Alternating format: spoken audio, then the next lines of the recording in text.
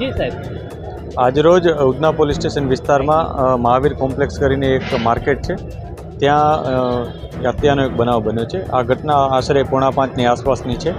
બનાવમાં વિક્ટીમ તરીકે સુભાષભાઈ કરીને એક વ્યક્તિ છે, જેઓ પોતે વ્હીકલ લઈને જેવા કોમ્પ્લેક્સમાં આવે છે ત્યારે એક વ્યક્તિ સાથે બોલાચાલી થાય છે।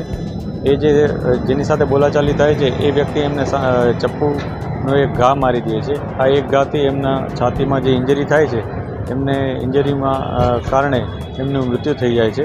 આ ઘટનામાં પોલીસે જે આરોપી છે એનું નામ નીરજ ગંગારામભાઈ કરીને છે, એ આરોપીની પોલીસે અટકાયત કરી લીધેલ છે અને જે આગળની કાયદેસરની કાર્યવાહીઓ એ શરૂ કરી દીધેલ છે। કયા કારણસર કઈ કારણસર અત્યારે જે પ્રાથમિક દ્રષ્ટિએ જે વિગતો મળી છે એમાં જે વિક્ટીમ છે એ વ્હીકલ લઈને જેવા અંદર આવે છે એ દરમિયાન એમને આરોપી સાથે વ્હીકલ બાબતે બોલાચાલી થઈ હોય એવું પ્રકારનું જણાય છે, જે બાબતે પોલીસે વધુ તપાસ હાથ ધરી છે।